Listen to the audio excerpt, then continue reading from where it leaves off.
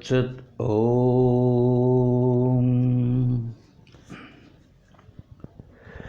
దివి భూమౌ తథాకాశే బహిరంతచ్చ మే విభుః యో విభాతి అవభాసాత్మా తస్మై సర్వాత్మనే నమః.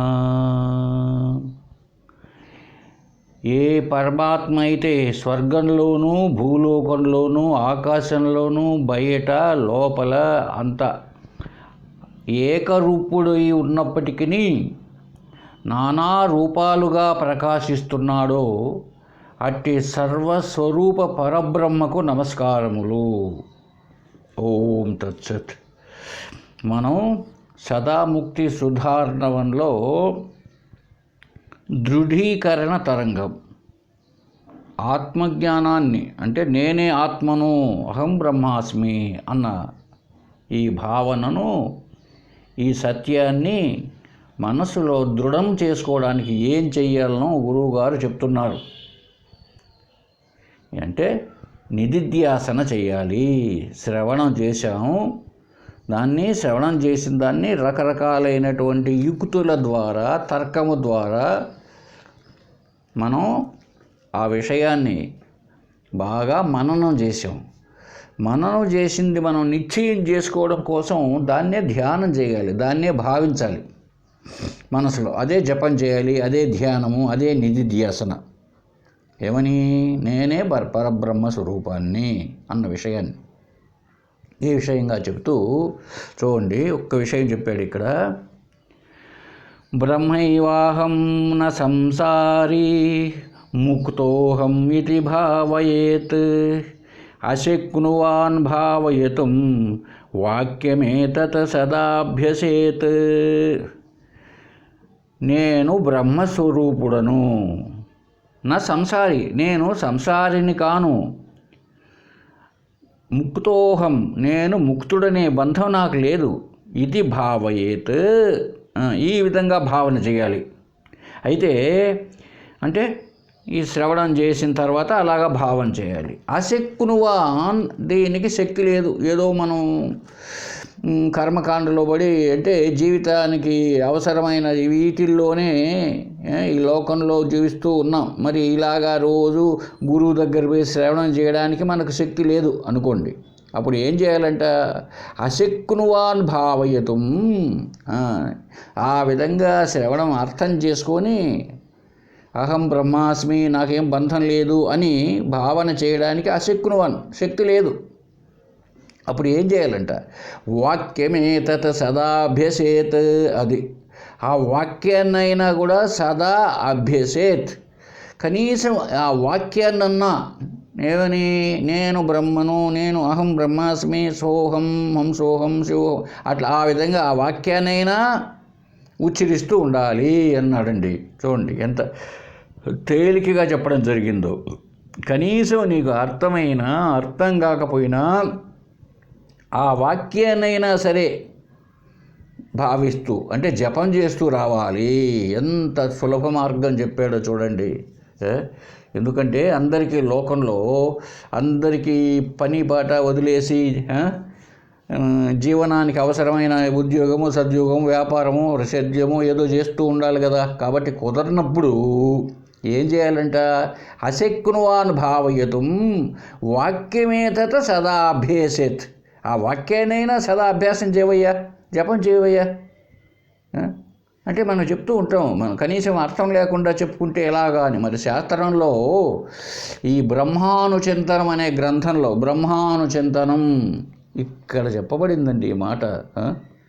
కాబట్టి నేను బ్రహ్మస్వరూపుడను, నేను సంసారిని కాదు, నేను ముక్తుడును, ఇలాగా నిధిధ్యాసన చేయాలి. ఇలా చేయడానికి సాధ్యపడలేదనుకోండి, అర్థం కాలేదనుకోండి మనకు, కనీసం ఏందో గురువు గారు చెప్పేది ఒకవేళ విన్నా కూడా, అప్పుడు ఏం చేయాలంట? ఆ వాక్యాన్ని సదా అభ్యాసం చేయాలి. చేస్తే ఏమిటంట చెప్తున్నాడండి తర్వాత శ్లోకంలో చూడండి. యత్ అభ్యాసేన తద్భావ భవేత్ భ్రమరకీటవత్ అత్రాపహాయ సందేహం అభ్యసేత్ కృతనిశ్చయ. అద్భుతంగా ఉందండి ఈ భావన. చూడండి, యత్ అభ్యాసేన తద్భావ. నువ్వు ఈ విధంగా కనీసం జపమో ఏదో అభ్యాసం చేస్తూ వచ్చావు అనుకో, తద్భావ, అదే అయిపోతావు నువ్వు. యత్ భావం యద్భావం తద్భవతి. నువ్వు ఏది భావన చేస్తూ ఉంటావో అదే అవుతావు. నీకు అర్థం కాకపోని నేనే బ్రహ్మను అని నువ్వేం పొందకపోయినా కూడా అది జపం చేస్తూ వస్తే నువ్వు దాన్నే భావిస్తున్నావు కనుక అదే అవుతావు. ఏ విధంగా భవేత్ భ్రమరకీటవత్. అదండి భ్రమరకీటక న్యాయము. ఒక భ్రమరము గుడ్డు పెట్టేసి అది గూడు కట్టుకుంది. ప్యూపాదశ అంటమే, లార్వా ప్యూపాదశలో ఉంది అది. అప్పుడు ఏం చేస్తుందంట ఈ భ్రమరము, దాని చుట్టూ గీని శబ్దం చేస్తూ వస్తుంది. లోపల పురుగు పెట్టి గూడు కట్టుకొని ఉంటుంది. అది బయటికి రానియకుండా ఇది రోజు ఆ శబ్దం చేస్తూ ఉంటుందంట. ఈ శబ్దాన్ని వినినటువంటి ఆ పురుగు, కీటకం ఉందే పురుగు, దానికి రెక్కలు వచ్చేసి కొంతకాలానికి అది కూడా ఈ భ్రమరం లాగానే తయారైపోయి బయటకు వస్తుందంట. అంటే సైన్స్లో చెప్తే అది ప్యూపా, లార్వా, ప్యూపా అని చెప్పొచ్చు. కానీ ఈ జరిగే పని మాత్రం అదే. మనం చూస్తూ ఉంటాం మన ఇళ్ళల్లో, మరి పూరి ఇళ్ళల్లో అయితే ఎక్కువగా ఉంటాయి. ఒక చోట పెట్టినటువంటి అది పురుగు దాల్చి దాని చుట్టూ గూడు కడుతుంది. అప్పుడు అది తిరుగుతూ ఉంటుంది ఆ చుట్టూ గీయని విని అది కూడా భ్రమరంలాగా తయారవుతుందంట. అలాగే అన్నాడు. దీన్ని భ్రమర కీటక న్యాయం అంటారు. నీకు అర్థమైన వేదాంతం అర్థం కాకపోయినా ఈ భావనతో ఉన్నటువంటి వాక్యాలను అది అభ్యాసం చేస్తే తద్భావ, అదే అయిపోతావు నువ్వు. భ్రమర కీటవత్. అత్ర అపహాయ సందేహం. అయ్యా బాబు, సందేహం పెట్టుకోవాకు, నో డౌట్. చూడు ఎంత బాగా చెప్తున్నాడు, నో డౌట్. కనుక అభ్యసేత కృత నిశ్చయ.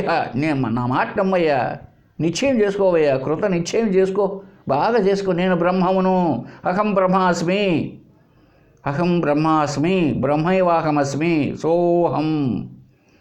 ఇట్లాంటి వాక్యాలు, ఇట్లాంటి శ్లోకాలైనా కనీసం చదువుకో. ఏమి ఆ 3 అక్షరాలే పదం, సోహం. ఏం బాధ నీకు వచ్చింది? ఆ పరబ్రహ్మనే నేను అని అర్థం ఉందనుకో వాక్యం. అట్లాంటి వాక్యాలను చదువుకో. ఇట్లాంటి శ్లోకాలు ఏర్పరచుకొని రోజు భారతమో రామాయణం ఇవి కాదు కావాల్సింది. ఇటువంటి వాక్యాలను ఏర్పరచుకొని రోజు చదువుకో. ఒక అర్ధగంట భగవద్గీత చదువు, ఒక అధ్యాయం, లేకపోతే వశిష్ఠ గీత చదువు. అప్పుడు ఏమవుతుంది, ఎప్పుడైతే మాటికి ఉచ్చరిస్తావో నువ్వు బ్రహ్మమే అవుతావు. నేను బ్రహ్మమును అన్న భావనతో ఉంటే ఆ భ్రమణ కీటక న్యాయం. కాబట్టి ఈ విషయంలో సందేహం వద్దు నీకు. అత్ర అపహాయ, ఆ సందేహాన్ని నాశనం చేసి పోగొట్టుకో. అవుతానా కాదా ఆ పురుగు గాలే ఆ భ్రమణ చుట్టూ తిరిగితే భ్రమణ కీటక న్యాయం మేరకు అది అవుతుంది కదా. దాన్నే విని ఆ భావన చేసి అలాగే నువ్వు నేను జీవుణ్ణి అనుకోను కదా. ఇప్పుడు చిన్న విషయం మనం ఆలోచిద్దాం. చిన్న పిల్లలు కనీసం డ్రాయరు నిక్కరు కూడా వేసుకోకుండా, ఆడపిల్లలు కానీ మగపిల్లలు కానీ, చిన్న పిల్లడు 1 సంవత్సరం 2 ఏళ్ల పిల్లడు, నేను మగవాడిని లేదా నేను ఆడపిల్లను అన్న భావన ఉంటుందా చెప్పండి? వస్త్రహీనంగా తిరుగుతూ ఉంటారు కదా. వాళ్ళల్లో నేను మగవాడిని, నేను డ్రాయర్ వేసుకోవాలి, ఇట్లాగా ఉండకూడదు, వస్త్రహీనంగా ఉండకూడదు అన్నది ఏమన్నా ఉందా? లేదు. తర్వాత ఏమైంది, వయసు రాగా కొంచెం అలవాటు చేసుకొని మళ్ళీ నిక్కరేసుకోకుండా బయటికి పోడు. చూసారండి? తర్వాత ఏది 4 ఏళ్ళు 5 ఏళ్ళు 6 ఏళ్ళు అయిన తర్వాత ఎప్పుడు కూడా వస్త్రహీనంగా బయటికి వెళ్ళడు. మరి ఎట్లా వచ్చింది అది? వాడు తర్వాత మెల్లమెల్లగా ఇంట్లో వాళ్ళ అమ్మ తాత ఇది చెప్తా వచ్చారే, నువ్వు బిత్తలు పోవాకు, నిక్కరు వేసుకొని పోవాలి అని అలవాటు. నువ్వు మగపిల్లవానివి, లేదమ్మా నువ్వు ఆడపిల్లవు, ఇలా ఉండాలి అని విని వీళ్ళు అదే విధంగా భావం చేశారు. ఇప్పుడు ఒకప్పుడు సినిమాని కాదు సీరియల్గా వస్తూ వచ్చింది. ఒక పిల్లవాడు అడవిలో పెరుగుతాడు అనమాట. అంటే వాడికి మామూలుగా మనలాంటి లోకమే లేదు. అడవిలో పుట్టాడు. ఆ జంతువులన్నీ పోషిస్తాయి ఆ పిల్లవాడిని. అప్పుడు వాడు కూడా జంతువులాగా అరుస్తూ ఉంటాడు, జంతువులాగానే చెట్లపైన తిరుగుతూ ఉంటాడు, ఆ పండ్లు తింటూ ఉంటాడు. కనీసం మానవ జన్మ మనుషులు అన్న తెలియదు అనమాట వాడికి. అదే పద్ధతులు. ఏమండి? అంతేకాదు, ఇప్పుడు పుడుతూనే పిల్లవాడు, మనం ఆంధ్రాలో ఉన్నాం, తెలుగు మాట్లాడుతున్నాం మాతృభాష. ఈ పిల్లవాడు పుడుతూనే ఎవరో తమిళలో వాళ్ళు తీసుకోపోయారు అనుకోండి, వాడికి తమిళం వచ్చేసింది, తెలుగు రాలా. ఎందుకు వచ్చింది, ఎట్లా వచ్చింది చెప్పండి తమిళ భాష? వాళ్ళు చెప్తూ వస్తారు, అమ్మ నాన్న తాయి అప్ప ఉక్కారు సాపాడుకుడు చెప్తూ వస్తారు, పోంగ ఇట్లాంటివన్నీ. వీని వాడికి తమిళం వచ్చేసిందా లేదా? వాడు తమిళుడు అయిపోయాడు కదా, ఇప్పుడు ఆంధ్ర వాడైనా. వాడు పిల్లవాడేమో ఆంధ్రాలో పుట్టాడు వాడు తల్లి. ఇప్పుడు ఎప్పుడైతే వాళ్ళు తమిళనాడులో వేరే వాళ్ళు పిల్లవాడిని పెంచారో తమిళం వచ్చేసింది. మరి వీని రాలేదా? అలాగే నీకు అర్థమైనా అర్థం కాకపోయినా వేదాంతం, కనీసం వేదాంత వాక్యాలైనా చదువు. డౌట్ పెట్టుకోవకు. ఎందుకు? వినంగా చదవంగా నీకు ధ్యాస కలుగుతుంది. ఓహో నేను అది అన్నది తెలిసిపోతుంది నీకు కూడా. ఏంటది అని అడుగుతావు ఒకనాడు. కొద్ది రోజుల పాటు నువ్వు జపం చేసినా తర్వాత తెలిసిన గురువు గారిని, స్వామి నేను బ్రహ్మను సోహం అనుకోని, ఏంది స్వామి అది అన్న అడుగుతావు. అప్పుడు వచ్చేస్తుంది. అప్పుడైనా తెలిసి వస్తుంది అన్నమాట. కనుక ఇదేమో కష్టమా అండి? కాబట్టి నిరంతరం నువ్వు భావన చేయాలి. అభ్యాసం చేయాలి. మరి తద్భావ భవేత్ భ్రమరకీటవత్ అత్రాపహాయ సందేహం పెట్టుకోవకయ్యా, నేను చెప్తున్నాను విను, అనుభవజ్ఞుని అని చెప్పాడు. ఇక్కడ మనకు ఒక డౌట్ వచ్చేస్తుంది అప్పుడే. ఏంటిది? ఒరే మనం ఎప్పుడు ఓం నమ శివాయ, ఓం నమో నారాయణాయ అంటూ ఉంటమే, అది కాస్త పోయినా ఇప్పుడు ఇదేందినా సోహం అనుకో అని చెప్తున్నాడే, దీనివల్ల ఏమైనా ప్రయోజనం ఉందా లేదా అనేటువంటి డౌటు వచ్చేస్తుందండి. దానికి చూడండి, ఒక చిన్న విషయం చెప్తా మీకు. యోగ వాసిష్టం అని ఒక గ్రంథం ఉందండి. దాన్ని వశిష్ఠ గీత అంటారు. వాల్మీకి రాశాడండి. మనం రామాయణం చదువుతాం కానీ వాసిష్ఠ రామాయణాన్ని చదవలేదు ఎప్పుడు. అది కూడా 6 అధ్యాయాలతో ఉంది. ఆంజనేయ స్వామి ఎట్లా ఎగిరిపోయినాడు, సముద్రం దాటాడు, ఈ కథలే చెప్పుకుంటాం. కానీ శ్రీరామచంద్రుడికి చిన్న వయసులో, యుక్త వయసు అప్పుడు 18 ఏళ్ల వయసులో వశిష్ఠుడు బోధ చేస్తాడండి. 6 అధ్యాయాలు, గొప్ప గ్రంథం మన రామాయణం కంటే. దాంట్లో వశిష్ఠుడు చెప్పాడు చూడండి, శ్రీరాముడికి బోధ చేస్తాడనమాట గురువు గారు వేదాంతాన్ని. అక్కడ చెప్పాడు చూడండి ఒక మాట. ఉపశమ ప్రకరణం అని ఒక అధ్యాయంలో 43వ చాప్టర్లో 38వ శ్లోకంలో చెప్పాడు చూడండి రాముడికి. వత్సల అంటే కుమార, శ్లోకం చూద్దాం.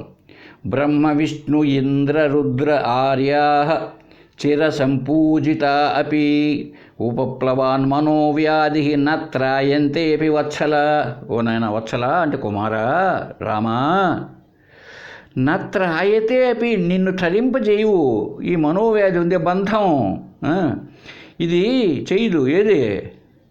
ఏ పని?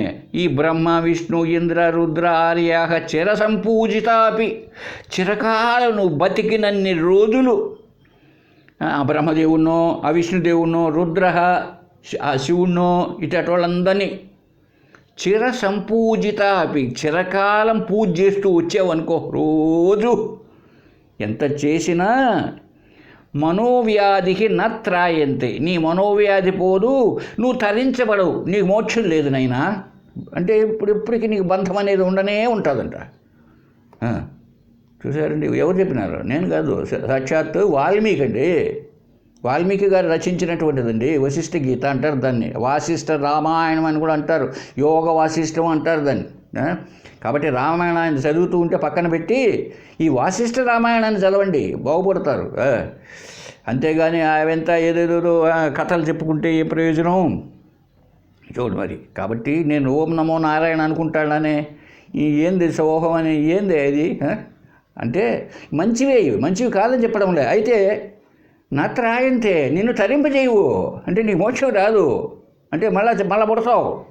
కాకపోతే అది మంచి కార్యం కాబట్టి పుణ్యం వస్తుంది. బాగా జపం చేస్తే భగవంతుడిని పుణ్యం వస్తుంది. నువ్వు చచ్చిపోయేటప్పుడు ఎవరిని ధ్యానిస్తూ చచ్చిపోతావో ఆ లోకానికి పోతావు. చెప్పిందిలా భగవద్గీతలో. చనిపోయేటప్పుడు నువ్వు ఎవరిని అయితే నువ్వు ఉపాసన చేస్తూ ఉంటావో ఆ ఉపాసే దేవత ఎక్కడ ఉంటాడో అక్కడికి పోతావంట. నువ్వు చచ్చిపోయేటప్పుడు రామ రామ రామ రామ అనుకుంటూ చనిపోయినావే అనుకో, రోజు అనుకోని ఎక్కడికి పోతావు? సాకేత లోకం పోతావు, అక్కడ ఉంటాడు రాముడు.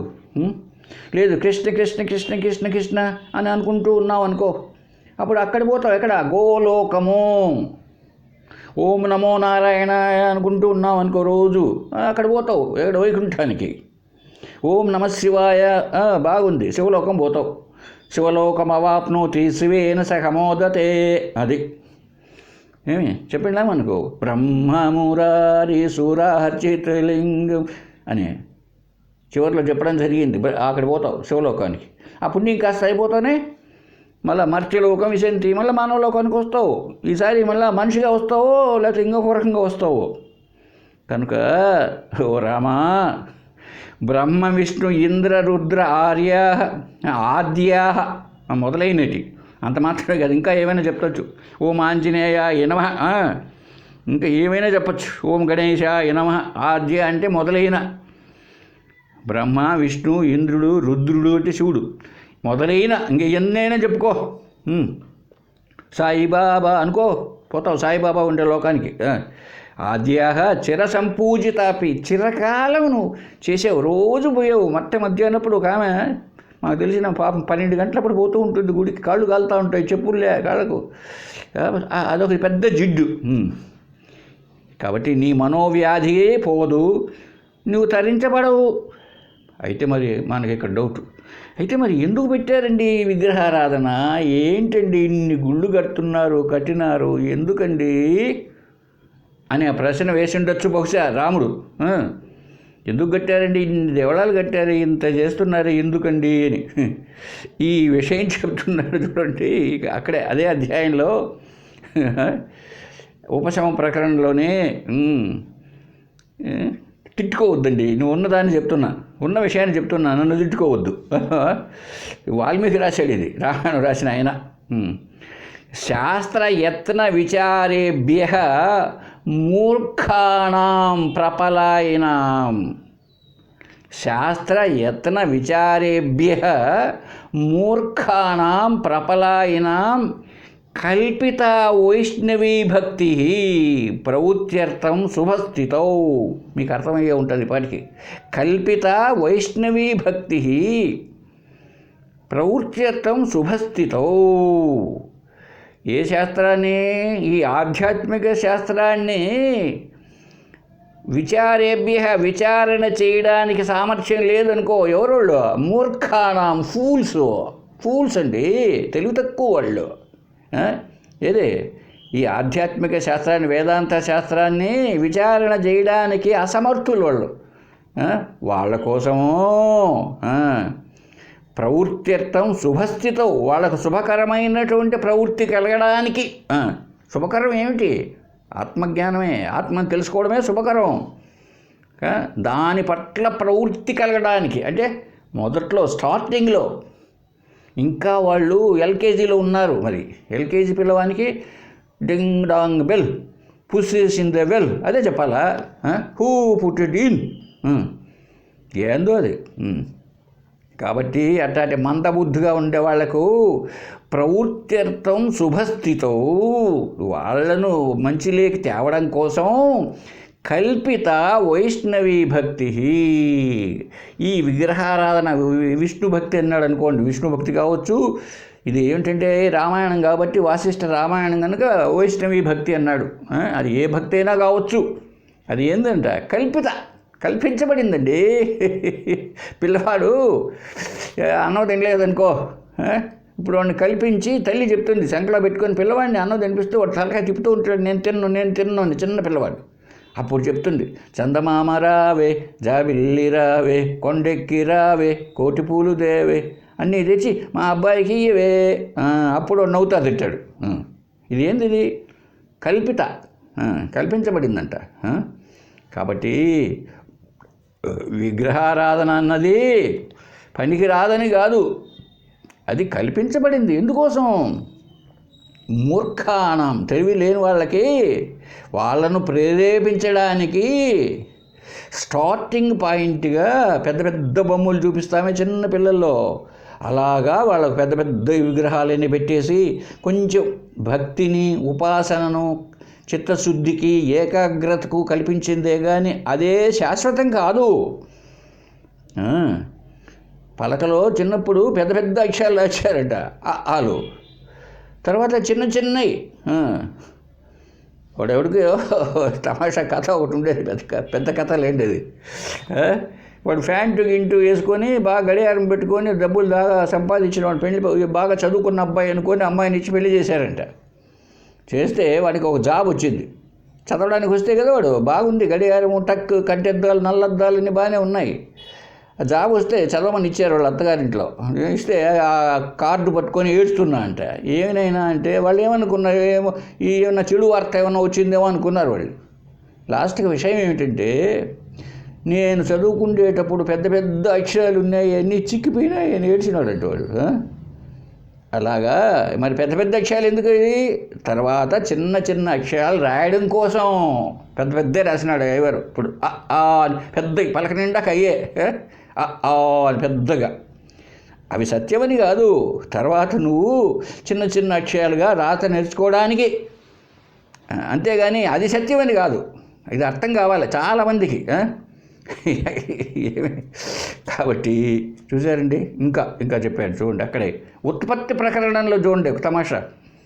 అదే రామాయణంలో, వాసిష్ఠ రామాయణంలో ఉత్పత్తి ప్రకరణలో ఏం చెప్పాడో, శాస్త్ర సజ్జన సంపర్క సంతత అభ్యాసయోగత జగతానాం అవస్తుత్వం భావనాం అవగమ్యతే.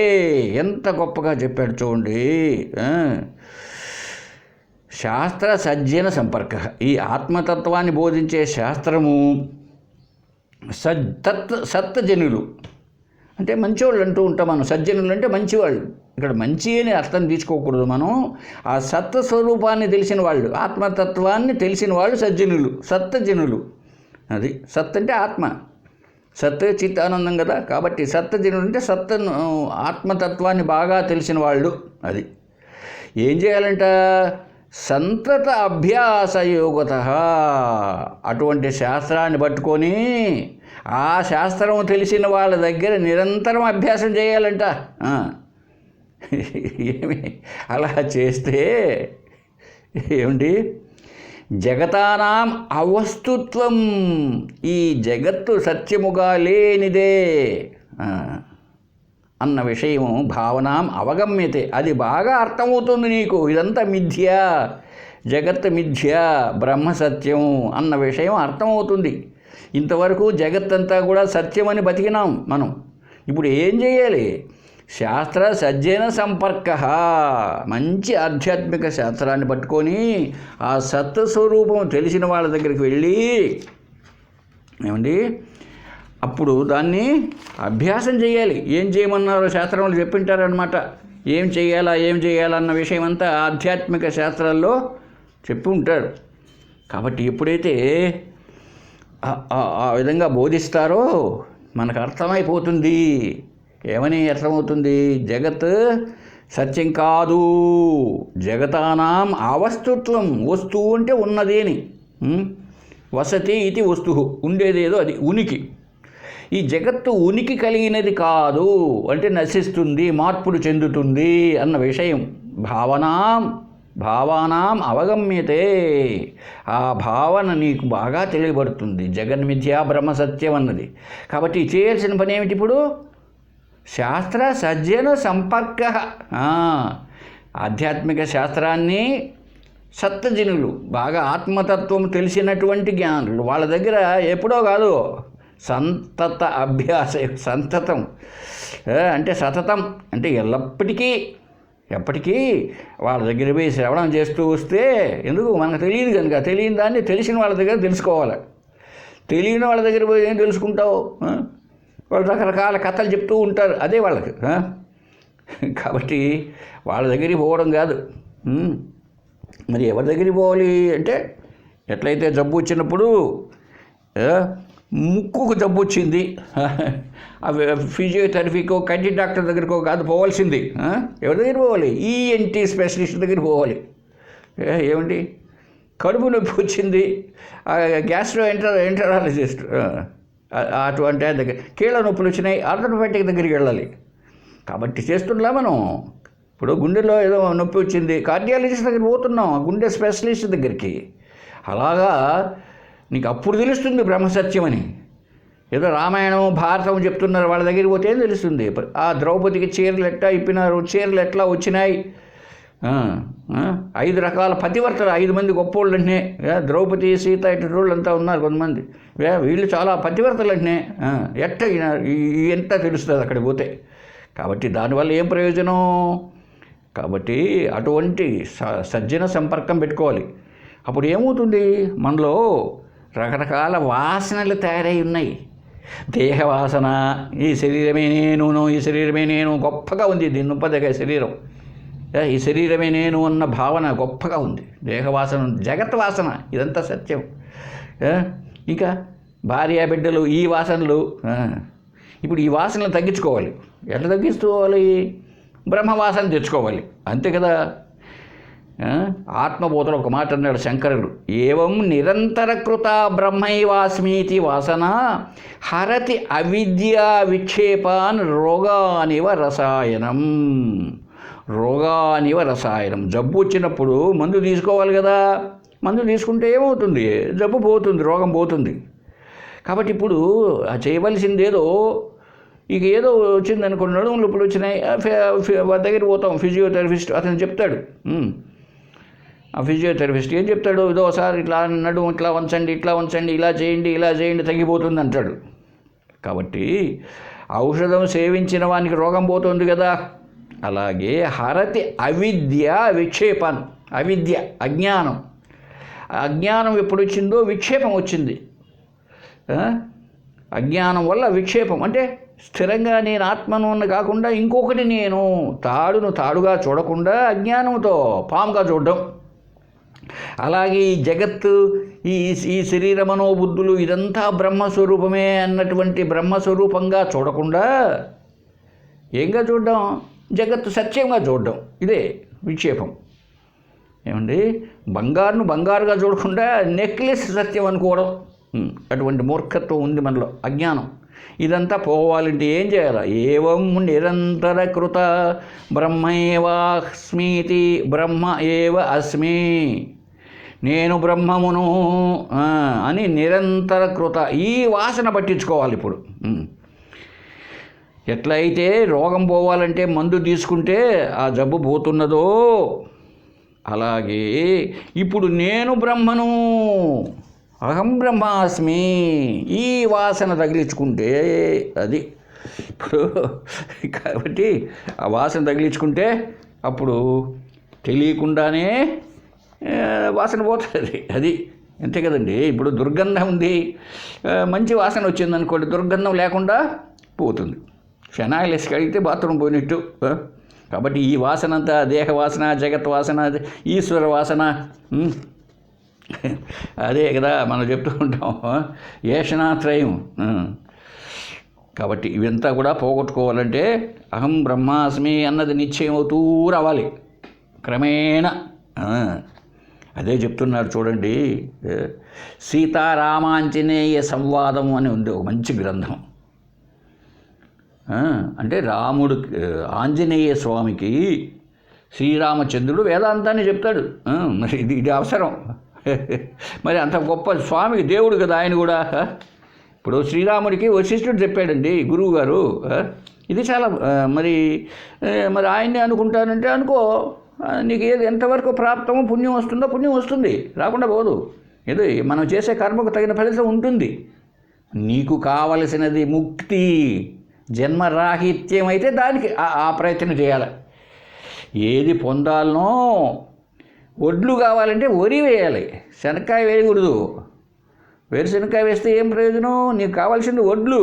అలాగే ముక్తి కావాలి, జన్మరాహిత్యం కావాలి, మోక్షం కావాలనుకున్నప్పుడు ఆ విధానంలో వెళ్ళాలి, అంతే. ఇంకొక విధానంలో వెళ్ళకూడదు. అది అందుకే ఈ సీతారామాంజనేయ సంవాదం అని మంచి గ్రంథం. వేదాంతాన్ని శ్రీరామచంద్రుడు అంటే ఎక్కడ వస్తుందంటే, ఇది ఆయన పట్టాభిషేకం అయిపోయిన తర్వాత, శ్రీరామ తిరిగి వచ్చిన తర్వాత లంక నుంచి పట్టాభిషేకం అయిపోయిన తర్వాత ఆంజనేయ స్వామి అడుగుతాడు, ముక్తికోపనిషత్తు అని ఉపనిషత్తు కూడా ఉన్నది. ఆంజనేయ స్వామికి శ్రీరామచంద్రుడు చెప్పేటువంటిది. దాని పేరు ముక్తికోపనిషత్తు. 108వ ఉపనిషత్తు అది. అనేకం ఉండవచ్చు, ఈ 108. అలాగే ఇక్కడ కూడా సీతారామాంజనేయ సంవాదంలో ఆంజనేయుడికి డౌట్స్ అన్నీ తీర్చేస్తాడు. అప్పుడు అడుగుతాడు అనమాట ఆంజనేయ స్వామి, స్వామి నేను మీకు ఇంతగా సేవ చేస్తుంది కదా, మరి నాకు మోక్షాన్ని ప్రసాదించడానికి, నాకు మోక్షం కలగడానికి, మళ్ళీ జన్మ లేకుండా పోవడానికి నాకు బోధించండి అంటే అప్పుడు చెప్తాడు తారక సాంఖ్య అమనస్క యోగం 3 దాంట్లో చాప్టర్స్. ఒక్కొక్క చాప్టర్లో ఒక్కొక్కటి చెప్పుకుంటా పోతాడు. తారకము, సాంఖ్యము, అమనస్కం. కనుక ప్రతి ఒక్కడికి ఆధ్యాత్మిక విద్యయే, అంతే, వేరే విద్య కాదు, వేరే పురాణాలు కాదు. వాటి వల్ల పుణ్యం వస్తుంది. అక్కడ చెప్పాడు చూడండి,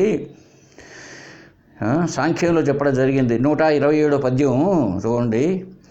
ఏ దేశముననైన ఏ కాలముననైన ఏమి చేయుచునైన ఎట్టులైనా అఖిల వికారంబులు అవిద్యకంబులు నేను అవికారుండ నిష్ప్రపంచ నిర్వికల్ప అఖండ నిశ్చల నిర్మల అవ్యయ సచిదానందమయ నిరీహ పరిపూర్ణ నిర్గుణ ప్రత్యేగాత్మ అభిన్న పరమాత్ముడనటంచు పరమనిష్ట సతతంబును తనుగాంచు సజ్జనునకు మంత్రతంత్రంబులేల కర్మంబులేల జప తపోదాన యజ్ఞంబులేల నామ వర్ణ ఆశ్రమ అభిమానంబులేల. చూడండి, అద్భుతమైన తెలుగు పద్యం అండి ఇది. ఏ దేశముననైనా, ఏ ప్రదేశంలో అయినా సరే, ఏ కాలముననైనా, నీ తెల్లారుజామున అర్ధరాత్రి లేచి యోగా ఇవి కాదు, తెల్లారుజామున లేచి జపం ఇవి కాదు, ఏ సమయముననైనా ఏమి చేయుచునైనా, ఏం చేస్తూ ఉన్నావు అనుకో, నువ్వు వంట చేస్తున్నావు, లేదో కసువు ఊడుస్తున్నావు ఇంట్లో, లేదు ఏదో బస్సులో పోతున్నావు, ఇంకొకటి ఏదో చేస్తున్నావు, ఏం చేస్తున్నాయినా ఎట్టులైనా ఎట్లా అయినా ఉండవయ్యా, నువ్వు కాషాయం వేసుకుంటావు వేసుకో, తెల్ల చొక్కా వేసుకుంటావు, గీరల చొక్కా వేసుకుంటావు, ఫ్యాంట్ వేసుకుంటావు, ఎట్టులైనా అఖిల వికారంబులు అవిద్యకంబులు, అన్ని మార్పులన్నీ వికారాలంతా అవిద్య వల్ల కలిగాయి, అజ్ఞానంతో కలిగినాయి. మరి నేను అవికారుండ, నాకు ఏ మార్పులు లేనటువంటి వాడని నేను. నిష్ప్రపంచ, ప్రపంచంతో ఏ సంబంధాలు లేనటువంటి ఆత్మను నేను. నిర్వికల్ప, వికల్పాలంతా ఏం లేవు. ఇంకా నిర్వికల్ప, అఖండ, అఖండం, పీస్గా కాదు, అంత పరిపూర్ణమైనటువంటి, నిశ్చల, చలనము లేనటువంటి, నిర్మల, ఏ మలము లేనటువంటి, అవ్యయ, నాశనము లేనటువంటి, సత్ చిత్ ఆనందమయ. చూడండి ఎటువంటి స్వరూపం ఉన్నది. నేను సచ్చిదానందమయమైనటువంటి, ఇక నిరీహ, ఏ కోర్కెలు లేనటువంటి, పరిపూర్ణమైనటువంటి, పరిపూర్ణ నిర్గుణ. ఈ 3 గుణాలు ఏం లేవు నాకు. సద్గుణము, రజోగుణము, తమో గుణము అంటూ ఉంటామే, ఏ గుణాలు లేవు. పొడుగు, పుట్టి, నలుపు, ఎరుపు, తెలుపు, ఇవంతా గుణాలు, విశేషణాలు ఏం లేవు నాకు. ప్రత్యేగాత్మ, నేను ఆత్మస్వరూపాన్ని, అభిన్న పరమాత్ముడనటంచు, ఈ ప్రత్యేగాత్మ అనుకుండే నేనే పరమాత్మను అటంచు, నేనే పరమాత్మను. పరమనిష్ట, బాగా నిష్ఠతో, సతతంబును, ఎల్లప్పుడూ ఆల్వేస్, తనుగాంచు, తన స్వరూపంలోనే ఉండేటువంటి, తన స్వరూపం ఏమిటి? ఆత్మ. దాంట్లోనే ఉండేటువంటి సత్ జనునకు, ఇప్పుడే చెప్పుకున్నాం, ఆ సత్ స్వరూపం తెలిసినటువంటి, ఆత్మానుసంధానంలో ఉండేటువంటి వాడు. అది తన స్వరూపాన్ని, అంటే ఇప్పటికీ ఆత్మానుసంధానంలో ఉంటాడు అసలు. ఆత్మని నేను అహం బ్రహ్మాస్మి, ఏం చేస్తూ ఉన్నా కూడా, ఏమి చేస్తూ ఉన్నా ఉండేటువంటి అటువంటి వానికి మంత్రతంత్రంబులేలా, ఈ మంత్రాలతో తంత్రాలతో ఏం పని అయ్యా బాబు. కర్మంబులేలా, ఈ కర్మకాండ అంతా తెల్లవారుజామున లేయాలా, సంధ్య వర్చాలా, మళ్ళీ ఇంకో 8 గంటలకు పూజ చేయాలా, మళ్ళీ దేవుడికి నైవేద్యం పెట్టాలా, లేకపోతే యాత్రలకు పోవాలా, ఆ నదిలో మునగాల, ఈ సముద్రంలో మునగాల, ఇవంతా కర్మంబులు. జప తప దాన యజ్ఞంబులేల, అర్థమైంది ఇప్పుడే మనకు. ఈ జపాలు, ఈ తపస్సులు, దానాలు, దానం చేయవయ్యా, ఇట్లాంటివన్నీ ఎందుకయ్యా. నామ, పేరు మార్చుకుంటారు, కాషాయం వేసుకుంటేనే పేరు. రామయ్య అయితే రామానంద. నరసింహారెడ్డి కాస్త, మా మిత్రుడు ఉండేవాడు నరసింహారెడ్డి అని, ఆయన నరసింహ యోగీంద్రులు లేపినారు ఇప్పుడు. వర్ణ ఆశ్రమ, సన్యాసాశ్రమం తీసుకోవడం, ఇలాగా అభిమానంబులేల, ఈ శరీరము, ఈ ఆశ్రమం అసలు నేను, ఇట్టన్నీ ఎందుకయ్యా ఆంజనేయ. ఏమంటే చాలా గొప్పగా ఉంది. కాబట్టి ఏం చేయాలా, మనసును కంట్రోల్ చేసుకోవాలా, మనసును కంట్రోల్ చేసుకోవాలా, పట్టుకోవాలా మనసును అంటున్నాం. చూడండి, ఒక్క విషయం చెప్తాము.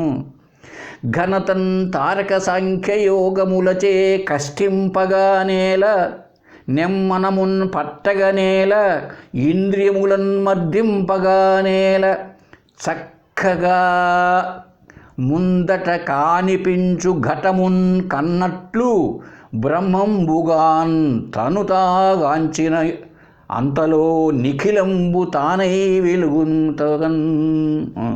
అమనస్క యోగంలో చూడండి ఎంత గొప్పగా చెప్పాడు. చాలామంది మనసును పట్టుకో, ఇంద్రియాలను పట్టుకో, ఎట్ట పట్టుకుంటావు? మనసు లక్షణమే పరుగు పెట్టుంటుంది. ఇంద్రియాలు ఎప్పుడు బయట చూస్తూ ఉంటుంది, ఇంద్రియాల లక్షణమే బయట ప్రపంచాన్ని చూపిస్తూ ఉంటుంది. నువ్వు పరిగెత్తకూడదు అంతే. అంతేగాని మనసు దాని లక్షణం చలనం లేని మనసు నిద్రలో అసలు చేయాలంటే నిద్రలో ఉండవు కదా హాయిగా. నువ్వు జ్ఞానివేనా? అప్పటికి నిద్రలో మనసు లేదు. మనసు లేకుండా చేస్తూనే ఉన్నా.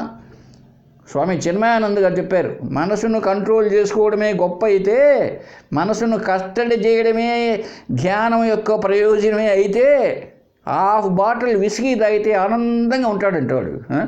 అయిపోయిందా? ఇప్పుడు జ్ఞాని అయిపోయినాడా? మోక్షమా? లేకపోతే నల్ల మందు ఏదో తింటారు కొంతమంది, లేకపోతే అదేది పత్రి, బంగ్యాకు అంటారు, పీలుస్తూ ఉంటారు కూర్చొని కొంతమంది సన్యాసులు. మనసంతా భలే ఉంటుంది కంట్రోల్లో, ఇంద్రియాలంతా కంట్రోల్లో ఉంటాయి. ఇప్పుడు ఏ పని చేయకుండా మొద్దుగా ఇట్లాంటివన్నీ చెప్పి లోకాన్ని ఏంటో చేయాలో తెలియదు. కాబట్టి ఇక్కడ ఏం చెప్తున్నాడంటే, మనస్సు అనేది సత్యమైతే దాన్ని నిగ్రహించవచ్చు. మనస్సు సత్యమా? ఒక్కసారి ఆలోచించండి. ఆరోపించబడింది, ఆత్మ మీద ఆరోపించబడిందే. ఎందుకు? సుషుప్తిలో లేదు కదా, గాఢ నిద్రలో అసలు మనసు లేదు. లేని మనస్సు నువ్వు పట్టుకో, ఎక్కడ అసలు దాని ఉనికి ఉన్నదా? మనస్సు అనేది ఒకటి ఉంటే కట్టి వేయచ్చు దాన్ని. అసలు మనస్సు అంటే ఏంది? సంకల్ప వికల్పాలే కదా మనస్సు. అది లేకుండా చేసుకోవడము అంటామనుకో, అది లేకుండానే చేస్తూనే ఉన్నాం. రోజుకు 6 గంటలు, 7 గంటలు, 8 గంటలు కూడా మనసు లేకుండానే చేసుకుంటూనే ఉన్నాం. అయిపోయిందా? కాబట్టి మనస్సుకు ఏం బోధించాలనో, మనసు ఎందుకు బయట పరిగెడుతోంది అంటే, ప్రపంచం అనేది ఒకటి ఉంది. ఆ ప్రపంచంలో పొందితే ఏవి శబ్ద స్పర్శ రూప రసగంధాదులు కానీ పొందితే ఇంద్రియాల ద్వారా ఇదే ఆనందం అనుకుంటున్నది. ఇప్పుడు అజ్ఞాన దశలో, అవిద్యలో విక్షేపాల పాలవుతున్నది. ఇప్పుడు మనసుకు అర్థం చేయి, వేదాంతాన్ని బోధించు, సత్యం కాదురా నాయన ఇది అని అర్థం చేయించు. దానికి మనసుకు అర్థమైతే పరిగెత్తదు. ఇప్పుడు ఒక సామెత చెప్పారండి, ఈగలు అంటే ఈ లడ్డు పైన, మైసూరు పాక్, జాంగిరీ స్వీట్స్ అంటామే, వీటిపైన పోయి వాళ్తూ ఉంటుందంట ఎక్కువ ఈగలు. నిప్పు పైన వాళ్దంట. నిప్పు అన్ని చోట్ల వాళ్తూ ఉంటుంది. అది పెంట పైన వాళ్తుంది, వంట పైన, స్వీట్ పైన, కారం పైన, అన్నిటిపైన వాళ్తూ ఉంటుంది ఆ ఈగలు. మరి నిప్పు పైన వాళ్దంట. ఎందుకో తెలిసినా, నిప్పు పైన వాలితే కాలిపోతుంది, దానికి తెలుసు, అందుకు నిప్పు పైన వాలదు. మరి అలాగే మనసుకు బోధించు, నాయనా నువ్వు జగత్ వాసనను కల్పించుకున్నావా, దెబ్బతింటావురా, మళ్ళీ పుడతావు, కుక్కగానో, నక్కగానో, పందిగానో ఎట్లా పుడతావు.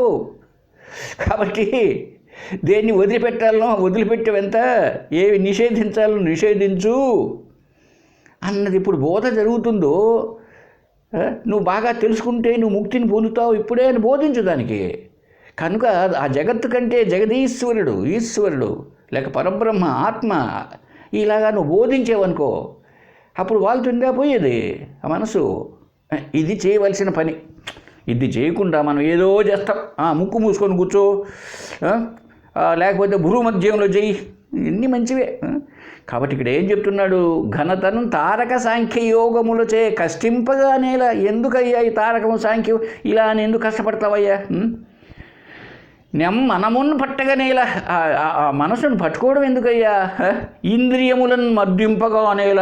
ఈ ఇంద్రియాలు నలగొట్టడం, ఈ కళ్ళు ముక్కు నోరు చెవి ఎంత ఉన్నాయో ఇవి, వీటిల్ని మర్దించడం, అదే ఇంద్రియ నిగ్రహం. ఎందుకయ్యా ఇదంతా ఈ పని చేస్తున్నావు? చూడండి ఎంత గొప్పగా చెప్తున్నాడు.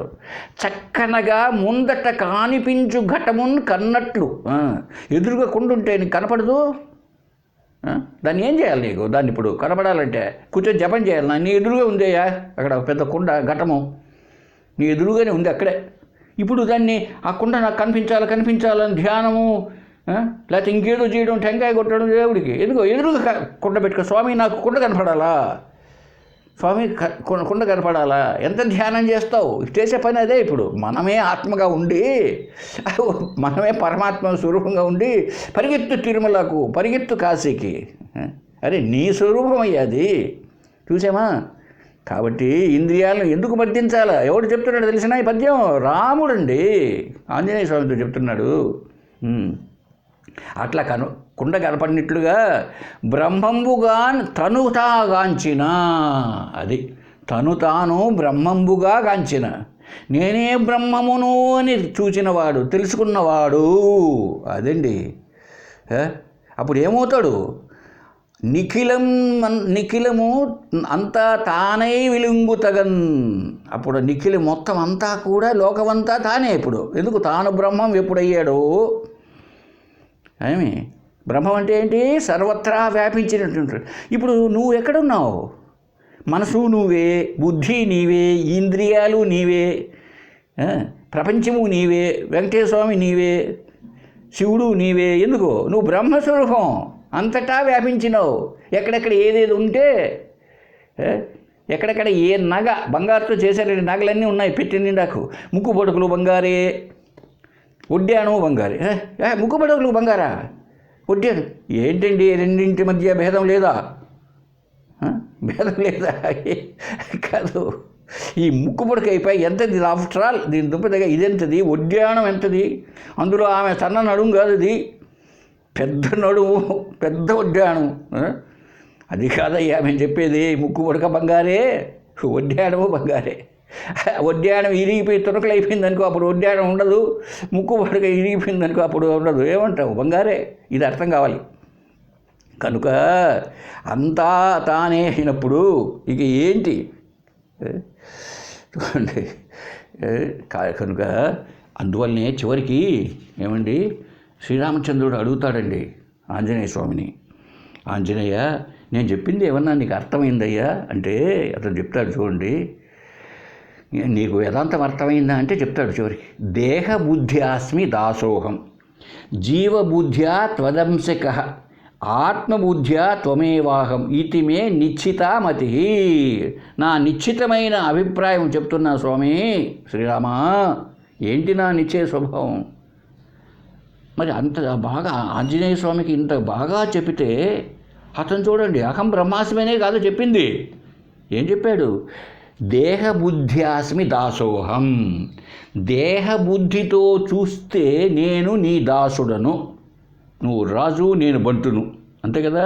నీ దాసుడు, నీకు సేవ చేసేవాడిని. ఎప్పుడు? శరీర బుద్ధితో చూస్తే. జీవబుద్ధ్యా త్వదంశక, జీవుణ్ణి నేను జీవాత్మను అనుకున్నప్పుడు నేను నీ అంశను, అంటే నువ్వు దేవుడివి, నీ జీవుణ్ణి, నీ అంశ, నీలో ఒక ముక్క నేను. అంశీభావం అంటారే. ఈ శ్లోకంలో ఎంత గొప్పగా ఉందంటే ద్వైతము, విశిష్టాద్వైతము, అద్వైతం అన్నీ వచ్చినాయి చూడండి. ఇప్పుడు దేహబుద్ధ్యాస్మి దాసోహం, నీవు దేహబుద్ధితో నీవు రాజు నేను బంటును, ఇది ద్వైతం పూర్తిగా. విశిష్టాద్వైతం ఏమిటి? జీవబుద్ధ్యా త్వదంశక. ఈ జీవబుద్ధి తీసుకున్నప్పుడు నేను నీలోని ఒక ముక్కనే. నువ్వు చెట్టు అయితే నేను కొమ్మను. ఏమిటి? నువ్వు సముద్రం అయితే నేను అలను. అంశ నీ భాగాన్ని జీవబుద్ధితో జీవాత్మగా చూస్తే ఆత్మబుద్ధ్యా త్వం ఏవ అహం. నేను ఆత్మబుద్ధితో ఉన్నప్పుడు ఆత్మ నేనేననేటువంటి ధ్యానం చేసే ఉండేటువంటి జ్ఞానంలో జ్ఞాన మార్గంలో త్వం ఏవ అహం, నీవే నేను. అహం త్వమేవ, నేనే నీవు. త్వం ఏవ అహం, నీవే నేను. ఎంత గొప్పగా ఉందో చూడండి. ఇది అద్వైత స్థాయి. ఈ 3 స్థాయిలు ప్రతి ఒక్కరికి ఉంటాయండి జీవితంలో. స్టార్టింగ్లో ప్రారంభ సాధనలో దేవుడు వేరే, జీవుడు వేరే. ఇది ఎలిమెంటరీ స్కూల్. ఇది ఎలిమెంటరీ స్కూల్. దేవుడు వేరే, జీవుడు వేరే. హై స్కూలు దేవుడు కంటే మనం వేరుగా ఉంటామా? ఉండలేము. కాబట్టి దేవుడు పరిపూర్ణుడు, నేను ఆయనలోని ఒక అంశను. ఇది సెకండరీ ఎడ్యుకేషన్, హై స్కూల్ స్థాయి. ఆత్మబుద్ధ్య, ఆత్మగా చూసినప్పుడు దేవుడు లేడు, జీవుడు లేడు, ఉన్నది ఒకటే ఒక పరబ్రహ్మ ఆత్మ. అది నిరాకారం, నిర్గుణం. ఇది హయ్యర్ ఎడ్యుకేషన్. ఇది గుర్తుపెట్టుకోవాలి మనం. Elementary education, secondary education, higher education. నువ్వు ఏ స్థాయిలో ఉన్నావో ఆ క్లాస్లో పోయి కూర్చో. నీకేది కావాలనో, నీకు ఎలిమెంటరీ సెక్షన్ కావాలా, కూర్చో కాన్వెంట్లో కూర్చో. 70 ఏళ్ళు తిన్నా కూడా నువ్వు ఇంకా ఎలిమెంటరీలో ఉన్నావు. కూర్చో కూర్చో కూర్చో కూర్చో. పలక తీసుకో, ఆ బలభం తీసుకో. లేదు సెకండరీ సెక్షన్లో ఉన్నావా, హై స్కూల్ స్థాయిలో 6 నుంచి 10 వరకు, అక్కడ పుస్తకాలు ముయ్యి. ఏమేమి మోస్తావు? Telugu, English, Hindi, science, social, లెక్కలు, drawing book, composition book, copy writing book. ఇన్ని మోసుకోబో, అన్ని పుస్తకాలు మోసుకోబో. బాగుంది. నేను హయ్యర్ ఎడ్యుకేషనా? Very good. ఒకటే తీసుకో. తెలుగే చదువు. తెలుగు ఎంఏనా? తెలుగు పుస్తకం తీసుకో. ఇంగ్లీష్ ఎంఏనా? ఇంగ్లీషే చాలు. ఎంఎస్సి కెమిస్ట్రీ ఒకటే చాలు. నీకు ఫిజిక్స్తో అవసరం లేదు, ఇక బాటనీతో అవసరం లేదు. అది కాబట్టి హయ్యర్ ఎడ్యుకేషన్ పోయిన తర్వాత ఆత్మతత్వమే, నేనే ఆత్మను, నువ్వే నేను. ఇంకా నువ్వు లేదు, నేను లేదు, నేనే నువ్వు, నువ్వే నేనంటే ఏమని అర్థం? ఇలాగా ఏమండి, ఒక్కొక్క స్థాయిలో అలా ఉంటుందన్నమాట. అది స్థాయి భేదమే. కనుక ఒక్కొక్క స్థాయిని అనుసరించి సాధనలు ఉంటూ ఉంటాయి. మనకి ఏ సాధన ఏది మనకు అవసరమో అటువంటి దాన్ని మనం పట్టుకోవాలి.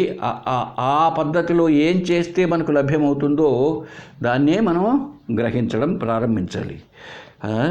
అందువల్ల చూడండి, చివరికి చెప్తున్నాడు, ఈ భావన మనం తెచ్చుకోవాలి. ఆత్మభావన ఉండాలి. జీవభావనతో కూడా శరీరం నడపాలంటే దేహభావన లేకుండా ఎలా పోతుంది?